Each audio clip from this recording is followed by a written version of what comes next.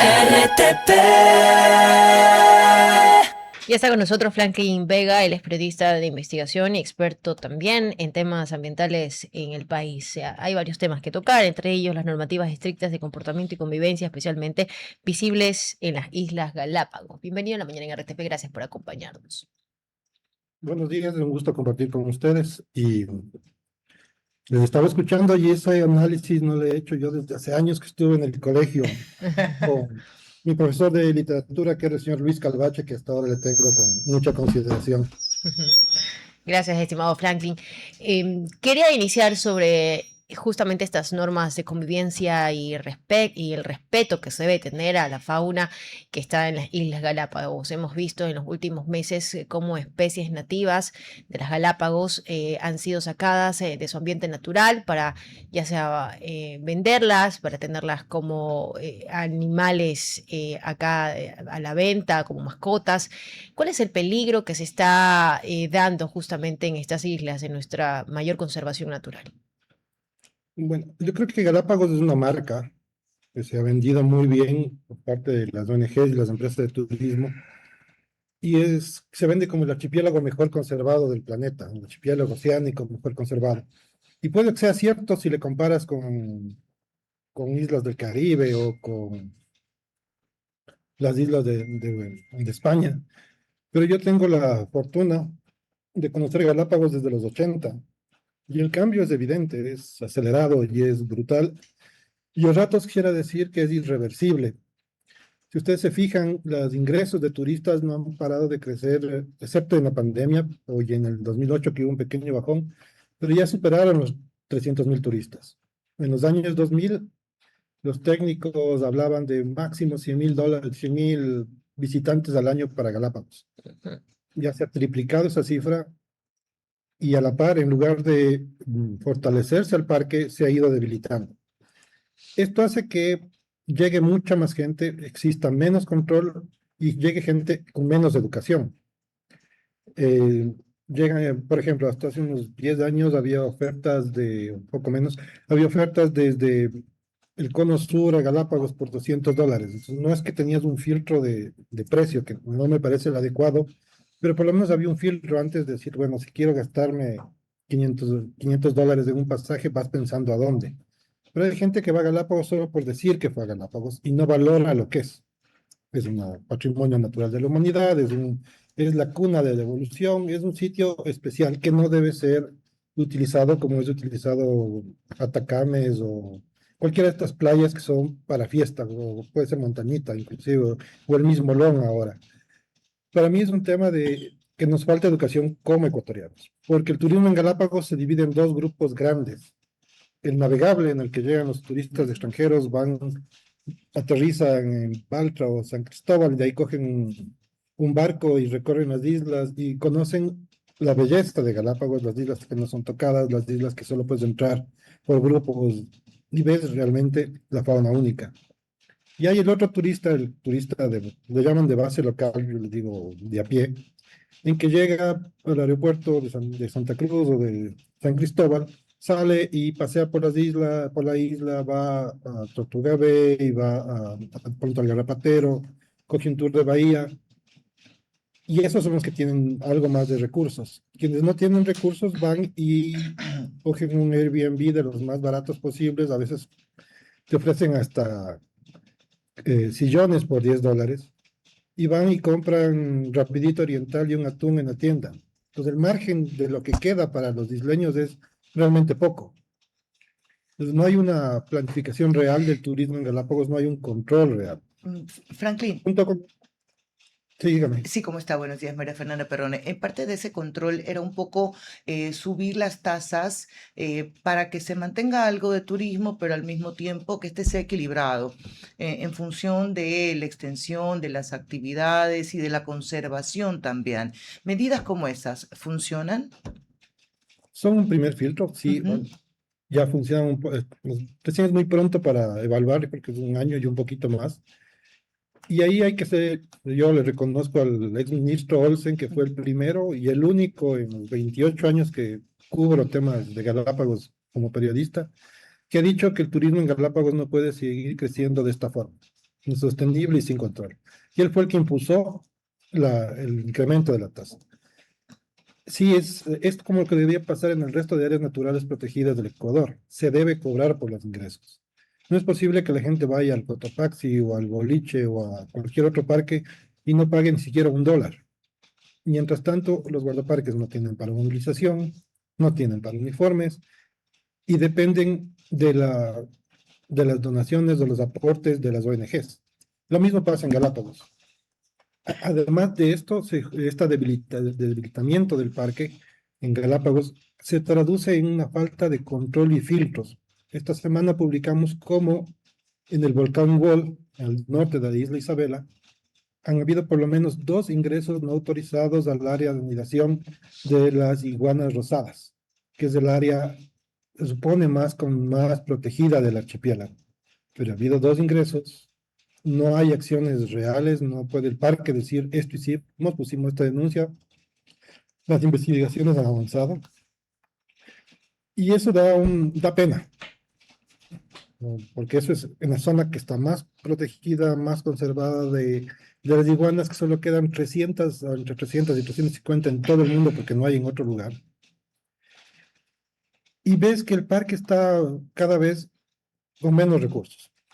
Ayer o anteayer me parece que presentaron escáneres en los aeropuertos, está bien, pero lo que pasa en Galápagos no es cuestión de herramientas, es cuestión de tener un plan integral de seguridad. No tienen protocolos, tanto es así que el aeropuerto de Baltra no ha podido explicar todavía. Tenemos el 22, me parece, una audiencia por el tráfico de estas iguanas que fueron encontradas en el aeropuerto con los señores tailandeses, en el cual el aeropuerto tiene que decir cómo burlaron sus controles. Pero esos protocolos no están unificados, no son los mismos que en Santa Cruz, en San Cristóbal, ni tampoco tienen un monitoreo exterior desde el continente, podría ser. Entonces ahí van juntándose varias cosas. Ecuador es uno de los países, buenos días, más biodiversos del mundo, pero también enfrenta necesidades imperativas y urgentes de crecimiento económico. En ese sentido, yo le pregunto si seguimos planteando el desarrollo, pero también la conservación como si fueran objetivos incompatibles. Yo no creo eso. O sea, yo de hecho, inclusive trabajé en una empresa petrolera porque no creo que se pueda separar el desarrollo, la obtención de recursos con la conservación. Para mí es importante tener claro que hay que utilizar los recursos naturales, pero cumpliendo las normas y minimizando los impactos. En el caso del bloque 31, por ejemplo, en los campos Apay y Nenque, que están al norte de Yasuní, junto a la zona intangible, había un proyecto de Petrobras que era ya era transportado, no había carreteras, todas las facilidades estaban fuera del área protegida, fuera de Yasuní, al norte del río Tiputini.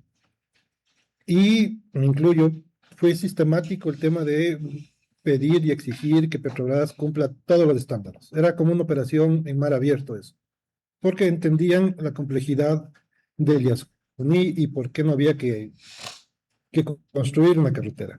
Lamentablemente hubo el cambio tomó Petroecuador y lo primero que hicieron fue cambiar esa licencia que emitió Analban, que tenía como 17 condicionantes súper fuertes en el tema ambiental, y permitieron una carretera, o vía ecológica le dicen, pero es una carretera que llega hasta el área de amortiguamiento de la zona intangible, y las facilidades ingresaron dentro del parque, o sea, hicieron construcciones dentro del área protegida, lo cual es un sinsentido. O sea, si ya vas a tocar, minimiza, pero prima más el a corto plazo, la necesidad de recursos, y luego el tema de protección. Pero el tema del petróleo no es en sí la explotación, que sí, contamina estar confinada a un cierto número de hectáreas, es el peligro de los derrames, en el norte, el legado de Texaco es evidente, pero también está el tema de las vías. Con una carretera empieza la gente a llegar porque, obvio, tiene necesidad de ahorrarse kilómetros en selva versus caminar o tener una bicicleta o una moto y andar en una vía. En la zona del bloque 31, por ejemplo, había una vía de 10 kilómetros y cuando estaba en la fase todavía de prospección y demás, había dos familias, una familia Tun. Eso fue, estoy hablando del 2008, 2009. Al 2012, que ya estaba entrando Petroecuador, ya habían 8, y la última vez que fui ya habían 16 familias asentadas. Entonces, se va creando facilidades, se va creando presión y no hay control. Es lo mismo que hablábamos hace un rato del turismo. Das facilidades, pero no creas ni el tema de control, ni das una educación para decir, usted está entrando a una zona que es la más biodiversa del planeta, que también tiene esta marquita, Pero, ¿no? Es estimado como Franklin, punto tenemos que dejar en verde. claro de quién es la autoridad para regular quién pueda sentarse o poner un negocio. Normalmente esto recae en los GAT municipales. A ver, dentro de las áreas protegidas, quien controla es el Ministerio del Ambiente, pero tenemos un Ministerio del Ambiente que tiene menos personal, menos actitud de conservación y que está enfocado más, ahora que es ambiente y energía, más en temas energéticos y mineros. Junto con eso están los GATS que se planifican. Pues el otro día hablábamos de las playas y en las playas confluyen los GATS y a veces confluyen también el Ministerio del Ambiente y las responsabilidades se van diluyendo. Yo creo que el tema de las autonomías es algo que en temas ambientales ha causado más daño que apoyo. Franklin, quería un poco abordarlo desde la ciudadanía que vive desde el servicio, que vive del servicio, que vive del turismo, porque ciertas regulaciones le pueden hacer bien a largo plazo a conservar Galápagos, pero en el día a día hay una afectación económica. ¿Hay reuniones con la comunidad para llegar a un punto de equilibrio entre entre permitirse vivir, pero también mantener? A ver, en el tema de Galápagos es curioso. Ujú. No hay una autoridad fuerte que les ponga en orden. Ok. Hasta hace un año y medio, el Ministerio de Turismo empezó a regular todas estas plataformas de Airbnb, Booking y demás que hacían de hoteles, de agencias de viajes o de operadoras en línea y ofrecían alojamiento saltándose la normativa. Empezó el proceso, había un director del parque que tenía un Airbnb, dijo que iba a renunciar porque no podía ser autoridad y a la vez tener Ujú. algo que no estaba regulado. Pero después salió, hubo varias reuniones, ya salió y ahora él mismo está en las reuniones pidiendo que no le controlen a los Airbnb. A chispas. Y no es un tema solo de conservación, porque es el tema ahí de los locales. ¿Qué pasa con la gente local que está en Galápagos? La gente que tiene un departamento ya no te alquila para que tú vivas ahí como galapagueño. Te sube los alquileres a precios que no puedes pagar y te toca ir a vivir más lejos. Entonces, vivir más lejos implica mayor tiempo, mayor dinero para desplazarte en un transporte público que no existe en Santa Cruz, por ejemplo. Y entonces el impacto no solo es para la gente que tiene Airbnb, sino también para la gente que vive alrededor de este tema que necesita vivienda. Pues eso no se analiza. Se hace grupo de presión, le acorralan a la autoridad y se diluyen los controles. Galápagos no tiene agua potable, Santa Cruz no tiene agua potable. El 60% de la gente de Santa Cruz consume agua con excrementos, dicho por el mismo gas municipal. No tienen un sistema de recolección de basura adecuado. Tenían hasta que llegó la señora Fanny Uribe y votó la recolección diferenciada. El botadero está colapsado. Antes era un relleno, ahora es un botadero cualquiera. Y hay temas que la gente no, como galapagueños, no terminan de reclamar.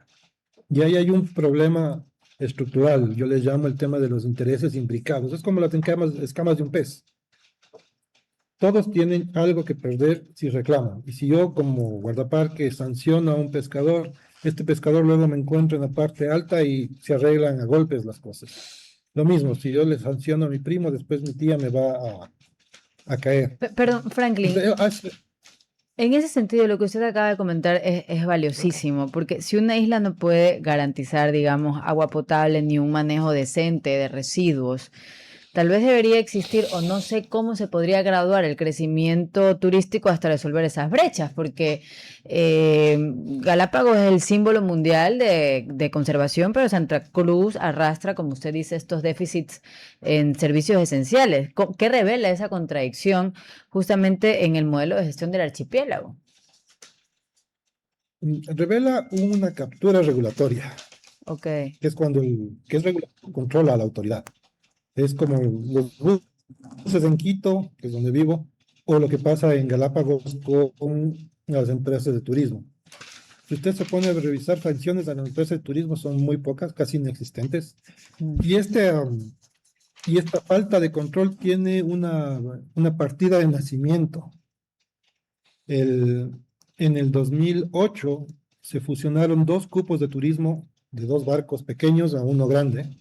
Ok. Y ese para la gente de la embajada americana, curiosamente, fue el hito que marcó cómo las decisiones políticas se impusieron sobre las decisiones técnicas.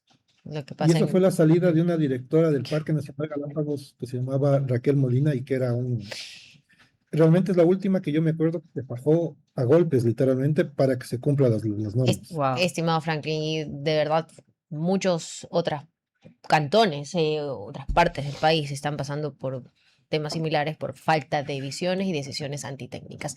Gracias por habernos acompañado, muy amable. RTP